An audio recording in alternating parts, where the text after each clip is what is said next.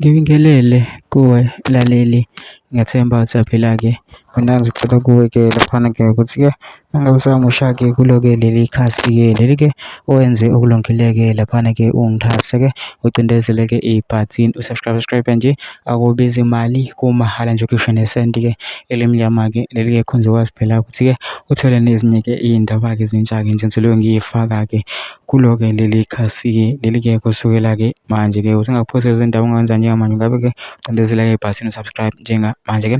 Udaba kulethele lona-ke namhlanje-ke laphana kulethele-ke ividiyo-ke yomunye-ke umlisa-ke laphana-ke ukhulume-ke ukuthi uSayo-ke laphana-ke ngobaba uNxamalala umntwana kwaphinda angeni-ke noWillies Mchunu-ke laphana-ke eveza-ke izinto zakudala-ke ethi ubaba uNxamalala kumele-ke axolise-ke laphana, kodwa-ke angifuni-ke mina ukuthi-ke wezwa ngami-ke okuningi, phendula nje udlala-ke ividiyo yakhe lo mlisa uyizwele wena ukuthi-ke uthini-ke. Mina nje sengicula phansi masizwile-ke le vidiyo ngene ema-comment section-ke for ubhale uvu lakho ukuthi wena ucabangani-ke ngalo-ke lolu daba-ke lolu-ke bese yangiqhasa-ke ucindezele-ke ibhathini elibomvu subscribe nje akubiza imali kumahhala nje ukhishwe nesenti-ke elimnyama-ke likhonza ukwazi phela ukuthi-ke ngiqhubeke kulethele nezinye-ke iy'ndaba-ke ezintsha-ke kulo-ke leli khasi-ke leli-ke kusukela-ke manje-ke songenza njengamanje ngabe ucindezela-ke ibhathini subscribe njengamanje-ke nayo-ke le vidiyo-ke awuyithokozele.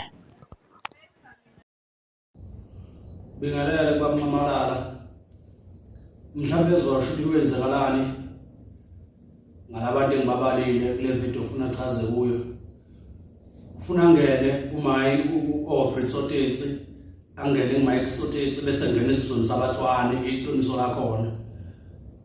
Azongena kuye uJacob Zuma, ngene kuMadoda Zuma, abuye azongena ubheka bakuButhelezi nomntwana waphinda angene, abuye azongena kwindaba ye-exile ngoba izwe selihlale kakhulu ukukhulunywa nge-exile, into engakazi bebikho emhlabeni. Azongena empini yasebabanana, azongena ey'vumelwaneni ney'fungo abayithathe ngokuphatha izwe bese-ANC. Maye ngenza lokho umntwana waphinda angene, umuntu omnyama uyokhululeka. Maye ngenza lokho ubaba uNxamalala, umuntu omnyama uyokhululeka. Ukhona-ke nobaba uWillies Mchunu, ngathi uzomlekelela ngoba babehamba bonke, ngoba angisafisi ukuthi kuthiwa kukhulunywa nge-exile ngoba into engazange bebikho i-exile. Into ebiyenzeka bebeyihlalela namabhunu abantu laba, kodwa ngifuna ukuthi ngigcine ngingena mina nguchaze mina, ngoba mase nguchaza mina kuzoba sengazathi ngifuna abantu bebulalane. Ngathi makuchaza umniniko aphinde axolise futhi ezizweni sabaTswana ubaba uNxamalala, aphinde axolise kumaZulu, aphinde axolise kwabasemathunywini, aphinde axolise kwabakwaZuma. Ngiyabonga. Mayenze lokho uyobe ukhululile umhlaba. Ngiyabonga.